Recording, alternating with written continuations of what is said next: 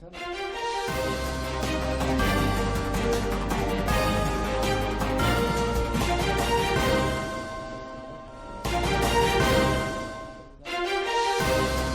वित्त मंत्री निर्मला सीतारमण ने रांची में स्टेक होल्डर्स के साथ किया संवाद। पूर्वी भारत में निवेश की संभावनाओं पर विचार विमर्श।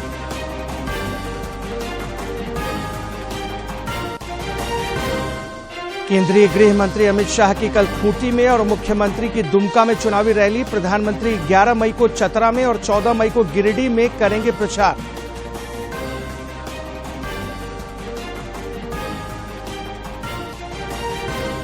लोकसभा चुनाव के छठे चरण के लिए नाम वापसी का आज आखिरी दिन। 7वें चरण की नामांकन प्रक्रिया जारी। कल दुमका, राजमहल और गोड्डा से कई दिग्गज भरेंगे पर्चे।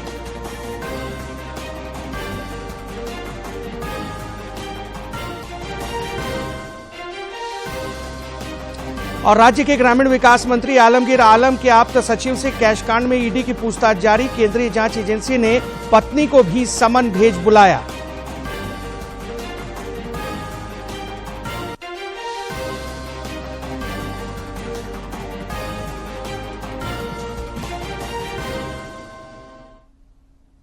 नमस्कार, आप देख रहे हैं खबरें झारखंड। इस वक्त की तमाम ताजा तरीन और अहम खबरों को लेकर हाजिर हूं मैं राहुल शर्मा। राष्ट्रपति भवन में आज शाम 6 बजे से पद्म पुरस्कार का वितरण किया जाना सुनिश्चित हुआ है। इस दौरान राष्ट्रपति के हाथों 65 हस्तियों को पद्म पुरस्कार से नवाजा जाएगा। अलंकरण समारोह आयोजित किया जाएगा। इस वर्ष की अगर आंचल बात की जाए तो 2024 के लिए कुल 132 पद्म पुरस्कारों की घोषणा की गई थी, जिसमें से 67 पुरस्कारों को पिछले सप्ताह दे दिया गया था, प्रदान कर दिया गया था। और आज की अगर बात की जाए तो आज अलंकरण समारोह के अंदर कुल 65 लोगों को ये सम्मान प्रदान किया जाएगा। ये जो पुरस्कार होते हैं ये 3 श्रेणियों में दिए जाते हैं, जिसमें पद्म विभूषण, पद्म भूषण और पद्मश्री पुरस्कार होते हैं। आज की अगर बात की जाए तो कुल 2 लोगों को पद्म विभूषण से सम्मानित किया जाएगा। इसके अलावा 9 ऐसी महान विभूतियां हैं जिन्हें पद्म भूषण से सम्मानित किया जाएगा और 54 ऐसी विभूतियां होंगी जिन्हें पद्मश्री प्रदान करेंगी राष्ट्रपति। और ये राष्ट्रपति भवन के दरबार हॉल के अंदर समारोह आयोजित किया जाएगा, क्योंकि जिस तरह से ये जो देश भर के लोग होते हैं, आपने देखा होगा पिछले कुछ सालों के अंदर, पहले की बात की जाए तो कुछ एक चुनिंदा लोगों को या जिनको लोग चाहते, सरकार चाहती थी, उन्हीं को पुरस्कार मिलता था। लेकिन पिछले कुछ 1 दशक की बात की जाए तो ये समय पूरी तरह से परिवर्तित होता नजर आ रहा है। अब लोगों को ढूंढा जाता है, ऐसे लोगों को ढूंढा जाता है जो वाकई में ग्राउंड लेवल पर सामाजिक कार्य कर रहे हैं, कला के क्षेत्र में अपना नाम कर रहे हैं, अलग अलग कहीं ना कहीं जिनका सामाजिक सरोकार भी है, ऐसे लोगों को अब पुरस्कार दिया जाता है। और आज का दिन उन 65 लोगों के लिए बहुत खास दिन है, जिन्हें आज राष्ट्रपति द्रौपदी मुर्मू सम्मान देंगी। और दरबार हॉल के अंदर ये शाम को कार्यक्रम आयोजित किया जाएगा और दूरदर्शन के माध्यम से देश दुनिया इस अलंकरण समारोह को देख सकेगी। तो कहीं ना कहीं आज का दिन काफी अहम है। आज 65 लोगों को ये पद्म पुरस्कार मिलने वाले हैं। इधर केंद्रीय वित्त मंत्री निर्मला सीतारमण आज रांची के दौरे पर हैं। वे झारखंड चैम्बर ऑफ कॉमर्स द्वारा आयोजित कार्यक्रम में शामिल होने आई हैं। इस दौरान उन्होंने स्टेक होल्डर्स के साथ सीधा संवाद किया और पूर्वी भारत में निवेश की संभावनाओं पर विचार विमर्श किया। मौके पर अन्य लोगों के अलावा भाजपा के प्रदेश अध्यक्ष बाबूलाल मरांडी, चैम्बर अध्यक्ष किशोर मंत्री समेत कई गणमान्य लोग मौजूद थे।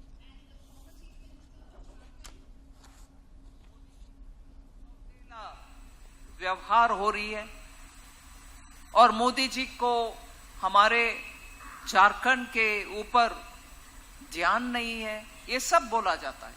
मैं आज, क्योंकि आप लोग डॉक्टर्स हैं, चार्टर्ड अकाउंटेंट्स हैं, झारखंड चैम्बर ऑफ कॉमर्स के मेंबर्स हैं, थोड़ा समय लेकर के आपके सामने फैक्ट्स रखना चाहती हूं। 24-25 में जो बजट वोट ऑन अकाउंट हुआ 1 फरवरी 2024 में, उसमें record breaking budgetary allocation Jharkhand के लिए हुआ है 7,234 crores only for railway projects. इधर लोकसभा चुनाव के शेष चरणों को लेकर सभी राजनीतिक दलों ने अपनी पूरी ताकत झोंक दी है। इस कड़ी में भाजपा के स्टार प्रचारक और केंद्रीय गृह मंत्री अमित शाह आज तेलंगाना में चुनावी दौरे पर हैं। वे कल झारखंड भी आने वाले हैं। यहां अपने मंत्रिमंडलीय सहयोगी और भाजपा प्रत्याशी अर्जुन मुंडा के पक्ष में वे खूंटी से चुनाव अभियान को हरी झंडी दिखाएंगे। तेलंगाना के भोंगीर लोकसभा क्षेत्र में एक चुनावी जनसभा को संबोधित करेंगे और मतदाताओं से पार्टी के पक्ष में वोट की अपील करेंगे। भोंगीर लोकसभा सीट के लिए चौथे चरण में यानी कि 13 मई को मतदान होना है।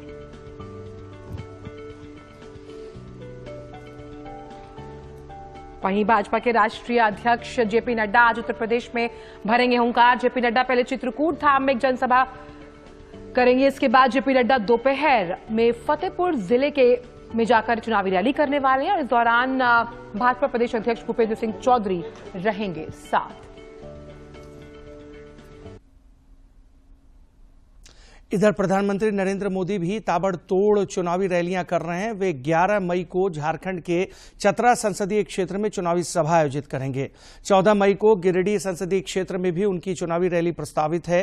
पहले प्रधानमंत्री का गिरिडीह दौरा 16 मई को प्रस्तावित था, लेकिन बाद में कुछ कारणों से इसमें बदलाव किया गया है।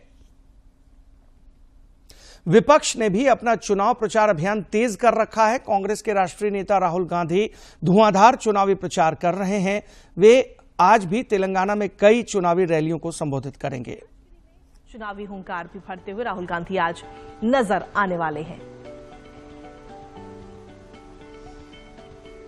तो वहीं कांग्रेस के अलावा अगर देखा जाए तो तमाम पार्टियां इस वक्त चुनाव प्रचार करती हुई नजर आ रही हैं। बसपा प्रमुख मायावती भी आज कन्नौज में चुनावी रैली करेंगी और इस सीट पर बसपा ने इमरान बिन जाफर को उम्मीदवार बनाया है। वहीं समाजवादी पार्टी ने अखिलेश यादव को चुनावी मैदान में उतारा है। इसके अलावा इस सीट पर भारतीय जनता पार्टी से सुब्रत पाठक प्रत्याशी हैं। वहीं समाजवादी पार्टी के राष्ट्रीय अध्यक्ष अखिलेश यादव आज लखीमपुर खीरी में करेंगे प्रचार। अखिलेश यादव सपा प्रत्याशी उत्कर्ष वर्मा के पक्ष में जनसभा को करेंगे संबोधित।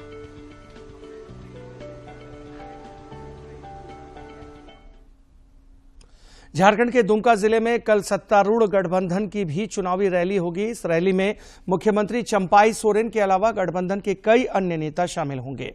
मुख्यमंत्री और गठबंधन के अन्य नेताओं की चुनावी रैली को देखते हुए दुमका में पार्टी स्तर पर तैयारियां आखिरी चरण में हैं। इधर बिहार के नेता प्रतिपक्ष तेजस्वी यादव इन दिनों पलामू के दौरे पर हैं। वे आज चैनपुर और विश्रामपुर में चुनावी रैली कर राजद प्रत्याशी ममता भूइयां के पक्ष में वोट मांगेंगे। इससे पहले कल उन्होंने गढ़वा के भवनाथपुर और पलामू के छतरपुर में चुनावी रैली को आयोजित किया था। चौथे चरण में झारखंड की जिन 4 लोकसभा सीटों पर 13 मई को मतदान होना है, उनमें अनुसूचित जनजाति के लिए आरक्षित लोहरदगा सीट पर भी सबकी नजरें हैं। 3 जिलों रांची, गुमला और लोहरदगा में फैले इस संसदीय क्षेत्र में पिछले 3 लोकसभा चुनाव में हार जीत का अंतर महज 10,000 वोटों के करीब रहा है। इस सीट पर भाजपा और कांग्रेस के बीच होने वाली सीधी टक्कर को जेएमएम विधायक चमरा लिंडा ने निर्दलीय मैदान में उतरकर दिलचस्प बना दिया है। 2009, 2014 और 2019 के चुनाव में अधिकतम 10,000 वोटों से लोहरदगा सीट पर कमल खिलाने वाले सुदर्शन भगत को इस बार पार्टी ने ड्रॉप कर भाजपा के अनुसूचित जनजाति मोर्चा के राष्ट्रीय अध्यक्ष समीर उरांव को कमल खिलाने की जिम्मेदारी दी है। कांग्रेस ने अपने पूर्व प्रदेश अध्यक्ष सुखदेव भगत को यहां से फिर से मौका दिया है, लेकिन झामुमो के विधायक चमरा लिंडा ने बगावत कर निर्दलीय दावेदारी ठोककर मुकाबले को त्रिकोणीय बना दिया है, जिसका फायदा भाजपा को मिल सकता है। लोहरदगा संसदीय सीट पर ज्यादा वक्त तक कांग्रेस और भाजपा का राज रहा है। अब तक 16 संसदीय चुनावों में यहां से 7 बार कांग्रेस, 6 बार भाजपा, 1 बार झारखंड पार्टी, निर्दलीय और जनता पार्टी के उम्मीदवार संसद में इलाके का प्रतिनिधित्व कर चुके हैं।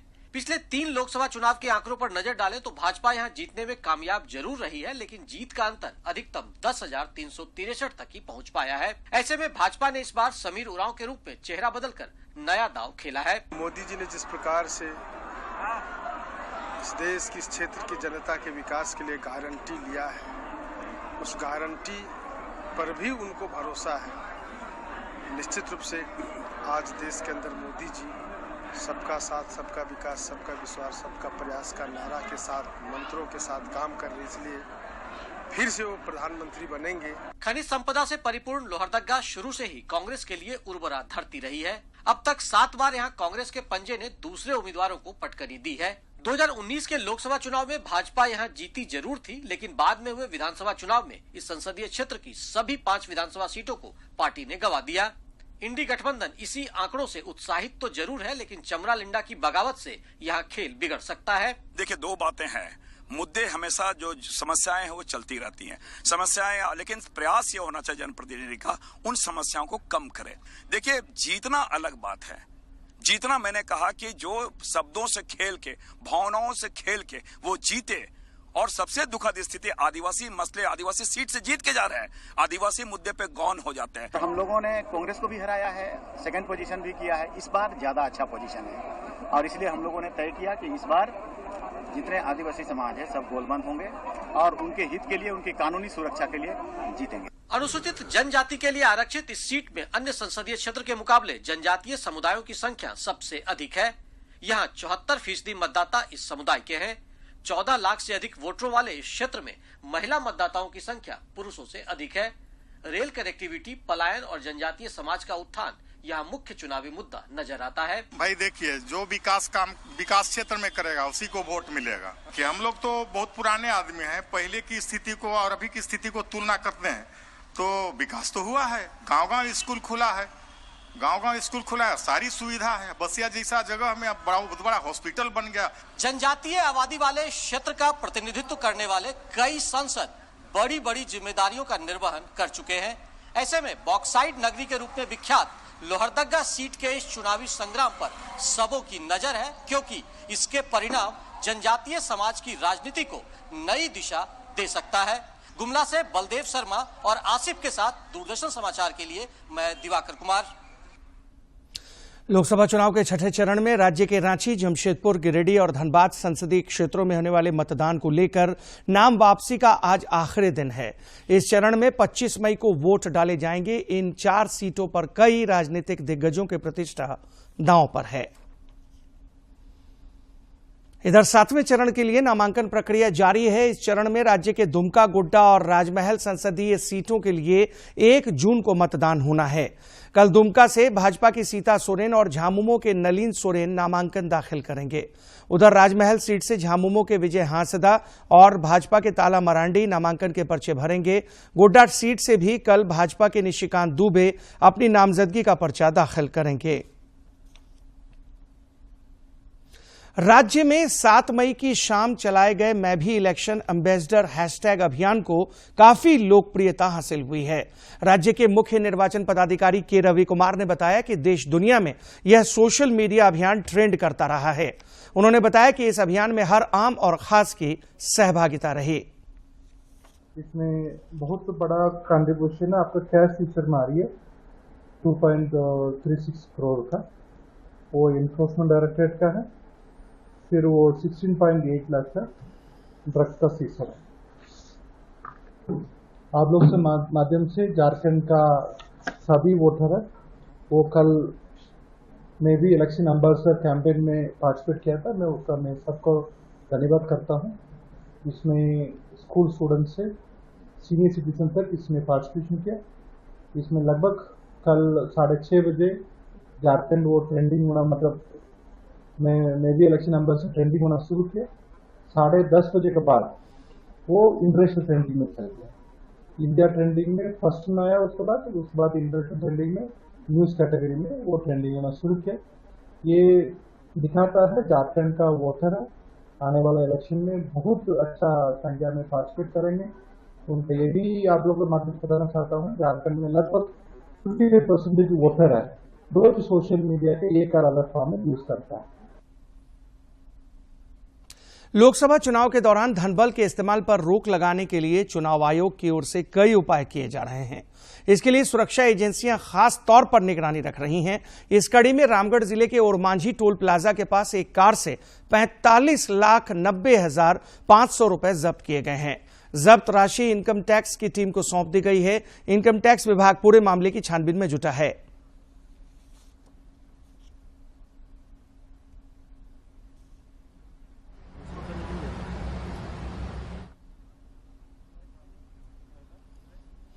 पलामू संसदीय क्षेत्र के गढ़वा जिले में मतदाताओं को उत्साहित कर वोट प्रतिशत बढ़ाने के लिए लगातार जागरूकता मुहिम चलाई जा रही है। इसी कड़ी में स्वीप कार्यक्रम के तहत रन फॉर वोट का आयोजन किया गया। गढ़वा जिले में मतदान प्रतिशत बढ़ाने को लेकर स्वीप कोषांग की ओर से लगातार मतदाता जागरूकता कार्यक्रम का आयोजन किया जा रहा है। मतदाताओं को जागरूक करने के लिए समाहरणालय से रंका मोड़ तक रन फॉर वोट का आयोजन किया गया। कार्यक्रम में शिरकत करते हुए जिला निर्वाचन पदाधिकारी सह उपायुक्त ने बताया कि इस लोकसभा चुनाव में लोगों को अधिक से अधिक मतदान करने के लिए प्रोत्साहित किया जा रहा है। मतदाता है, उनसे अपील करने के ख्याल से हम लोग निकले हैं। हर तरीके से प्रयास जिला प्रशासन ने किया है कि सारे लोग मताधिकार का प्रयोग 13 मई को करें, क्योंकि हर जिले के लिए बहुत बड़ी बात होगी अगर मतदाता प्रतिशत वोटर टर्नआउट रेट हमारा जो है 80 से आगे जाए, ज़्यादा से ज़्यादा वोटर्स को प्रेरित करें कि उस दिन सारे लोग वोट करें और गढ़वा का नाम रोशन हो। कार्यक्रम में मौजूद जिले के पुलिस अधीक्षक दीपक कुमार पांडेय ने भी मतदाताओं को प्रोत्साहित करते हुए लोगों से अपील की कि वे बिना किसी भय के 13 मई को अपने मताधिकार का इस्तेमाल करें। जो भी 18 वर्ष से ऊपर के मतदाता हैं अपने मताधिकार का प्रयोग करें, इस लोकतंत्र के महापर्व को सफल बनाएं। इसी कड़ी में आज हम लोग सभी कोई पूरा जिला प्रशासन रोड पे निकला है आप लोगों से अपील करने के लिए। तो मेरी जिले के उप विकास आयुक्त पशुपति नाथ मिश्रा ने मतदान केंद्रों पर बहाल सुविधाओं की जानकारी देते हुए कहा है कि लोकतंत्र में एक एक वोट का अपना महत्व है और आपसे अनुरोध कर रहे हैं कि आप निश्चित रूप से अनिवार्य रूप से 13 मई को अपने मत का प्रयोग अवश्य करें। इस दौड़ को लेकर लोगों में खासा उत्साह देखा गया। युवा मतदाताओं ने भी इसमें बढ़ चढ़कर हिस्सा लिया और अपने मताधिकार का इस्तेमाल करने का संकल्प लिया। रन फॉर वोट का कार्यक्रम किया गया जिसमें हम सभी लोगों ने भाग लिया और इससे हमें ये समझ में आता है कि हम सभी लोगों को जागरूक कर रहे हैं और इससे हमारा मतदान 100% हो। तो आप सभी लोग जानते हैं कि एक वोट से इस देश की दशा और दशा दोनों ही बदल सकती है। तो आइए हम सभी मिलकर वोट दें और अपना अपना फर्ज निभाएं। पलामू संसदीय क्षेत्र के लिए 13 मई को वोट डाले जाएंगे। फिलहाल पूरे संसदीय क्षेत्र में भीषण गर्मी का दौर बना हुआ है। ऐसे में मतदाताओं को मतदान केंद्रों तक ले जाना चुनाव आयोग के लिए बड़ी चुनौती है। गढ़वा से विजेंद्र की रिपोर्ट।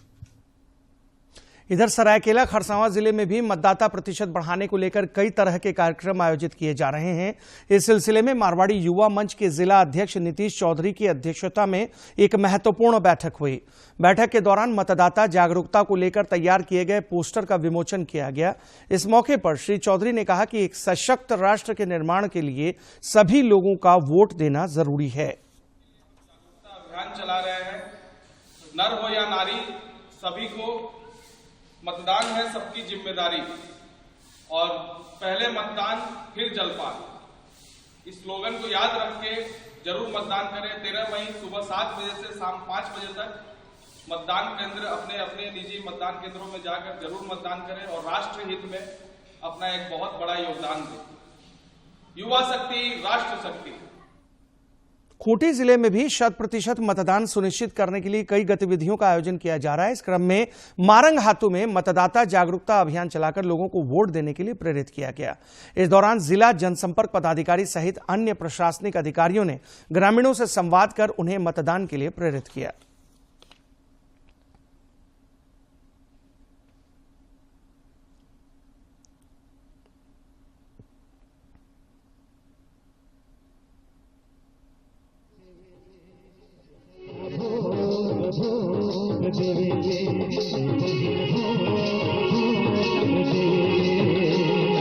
पिछली बार माराहातू गांव में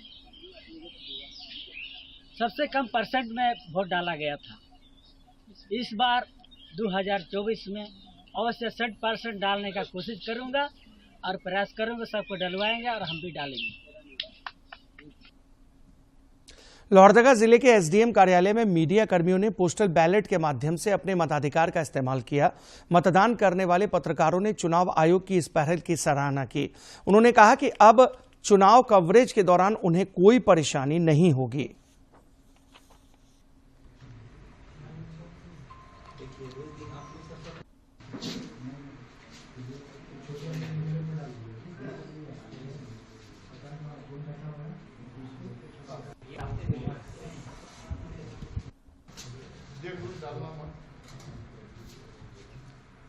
पता चल रहा है ना, टॉपिक खाली पता चल रहा है। हमारा तो 100% कराने का है और हम लोग करवा भी रहे हैं, आगे भी कराते रहेंगे। ईसीआई के गाइडलाइन के अनुसार जितने भी प्रक्रिया हम लोग कर रहे हैं काफ़ी अच्छा है और आप लोग तो उसका मतलब प्रत्यक्ष आप देख चुके हैं, आप खुद भी वोटिंग कर रहे हैं कि किस तरीके से उत्साह है लोगों में और आशा करते हैं कि ये हमेशा बढ़ेगा। सबसे पहले मैंने चुनाव आयोग को धन्यवाद देना चाहता हूँ, जो कि मीडिया कर्मी को हम लोग को पोस्टल बैलेट से वोट देने का हम लोग को प्रावधान बनाया गया, जिससे हम लोग को काफ़ी सहूलियत हुआ और वोट के दिन हम लोग को न्यूज़ कवर करने के लिए इससे आसानी हो गया, जिससे हम लोग को एरिया में जाने के लिए जो एक टेंशन रहता था कि नहीं अभी हम लोग को वोट देने आना है, लाइन लगना है, इससे हम लोग को काफ़ी सहूलियत और आसानी हो गया। अच्छा फील हो रहा, जिला प्रशासन द्वारा अच्छी व्यवस्था की गई थी, क्योंकि हम लोग ऐसे होते हैं कि हम लोग को सुबह सुबह निकल जाना होता है फील्ड में, तो हमारे लिए वैसे कर्मी जो मतदान के इर्द गिर्द रहते हैं उनके लिए बैलेट का सिस्टम लागू किया था, जो हमें पहली बार करने को मिला, जो अच्छा फील हुआ और अपना मत का प्रयोग करके मैं काफ़ी खुश हूँ। राज्य के ग्रामीण विकास मंत्री आलमगीर आलम के आप्त सचिव संजीव कुमार लाल और उनके नौकर जहांगीर आलम से ईडी की टीम लगातार पूछताछ कर रही है। केंद्रीय जांच एजेंसी ने आज संजीव कुमार लाल की पत्नी को भी ईडी कार्यालय बुलाया है और कैश कांड में उनसे भी पूछताछ की जा रही है।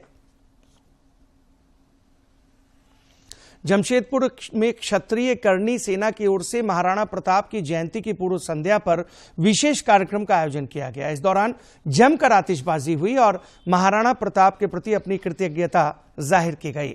मौके पर मौजूद विधायक सरयू राय ने कहा कि महाराणा प्रताप पूरे देश के नायक थे, उन्होंने सदैव देश की रक्षा की।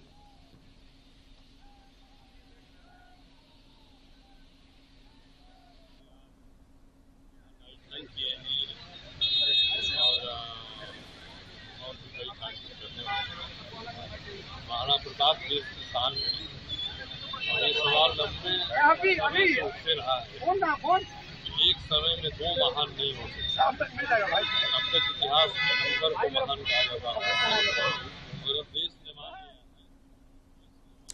सरायकेला खरसावां जिले के चांडिल अनुमंडल क्षेत्र के लेटेमदा रेलवे स्टेशन के पास हटिया हावड़ा एक्सप्रेस ट्रेन की चपेट में आने से एक हाथी की मौत हो गई।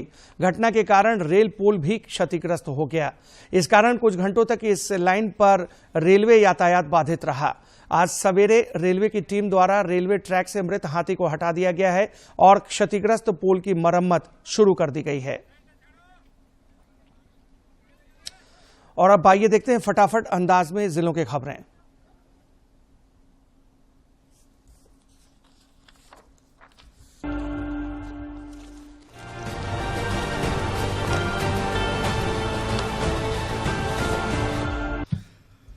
पलामू जिले के पाटन स्थित किशुनपुर मध्य विद्यालय परिसर में रात्रि चौपाल का आयोजन किया गया।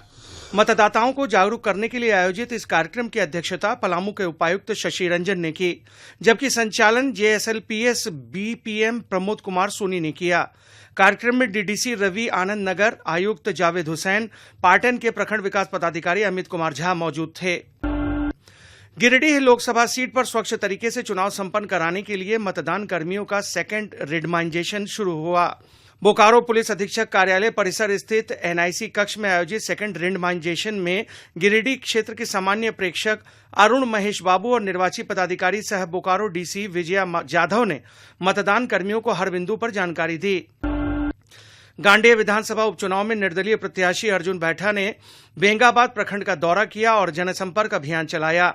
उन्होंने प्रखंड के विभिन्न गांवों का भ्रमण किया और मतदाताओं से मिलकर अपने पक्ष में वोट करने की अपील की।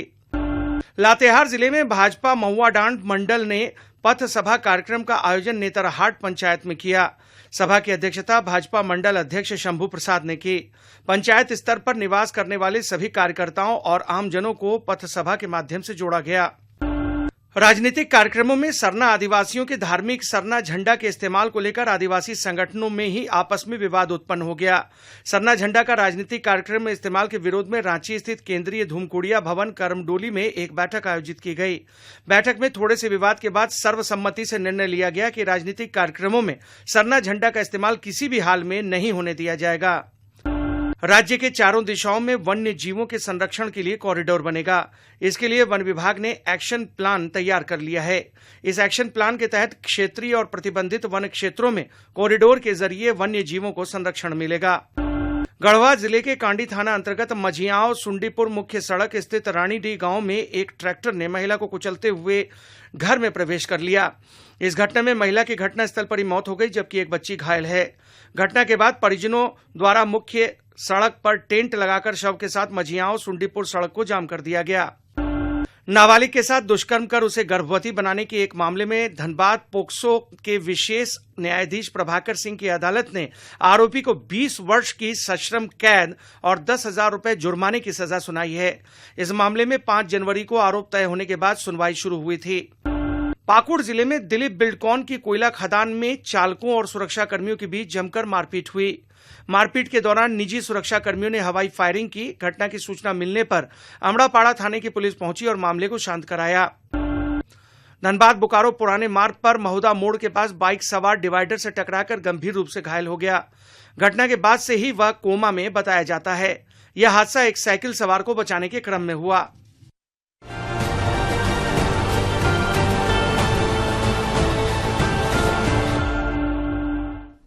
और अब मौसम। राजधानी रांची समेत राज्य के कई हिस्सों में 12 मई तक गरज के साथ छींटे पड़ने की संभावना व्यक्त की गई है। मौसम विज्ञान केंद्र रांची ने बताया है कि इस दौरान मध्यम दर्जे की बारिश होगी और 40 से 50 किलोमीटर की रफ्तार से हवाएं चलेंगी। मौसम विभाग ने इस दौरान वज्रपात की भी चेतावनी जारी की है।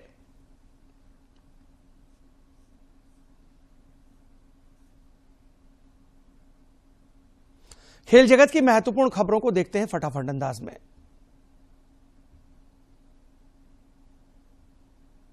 पंजाब किंग्स का सामना रॉयल चैलेंजर्स बेंगलुरु से। ये मुकाबला धर्मशाला में खेला जाएगा। मौजूदा टूर्नामेंट में दोनों टीमें अब तक 4-4 मैच ही जीत पाई हैं। ऐसे में दोनों टीमों के लिए प्लेऑफ के रेस में बने रहने के लिए आज का मैच जरूर जीतना होगा जरूरी।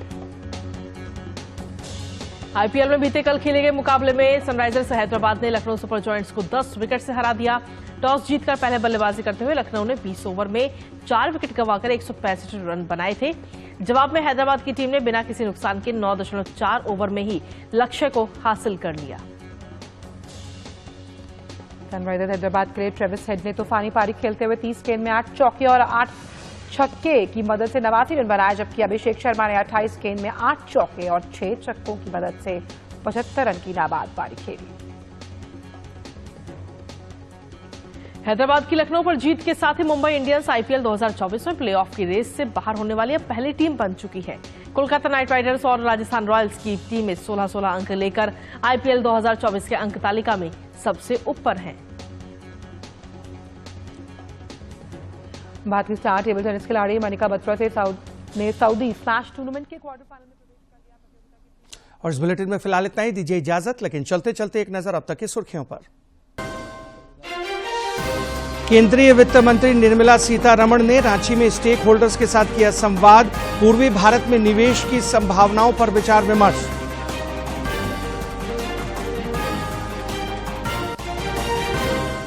केंद्रीय गृह मंत्री अमित शाह की कल खूंटी में और मुख्यमंत्री की दुमका में चुनावी रैली। प्रधानमंत्री 11 मई को चतरा में और 14 मई को गिरिडीह में करेंगे प्रचार।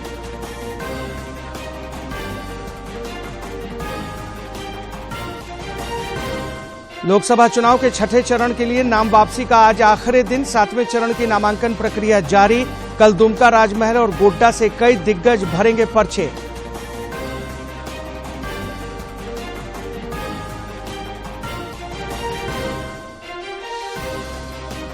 और राज्य के ग्रामीण विकास मंत्री आलमगीर आलम के आप्त सचिव से कैश कांड में ईडी की पूछताछ जारी। केंद्रीय जांच एजेंसी ने पत्नी को भी समन भेज बुलाया।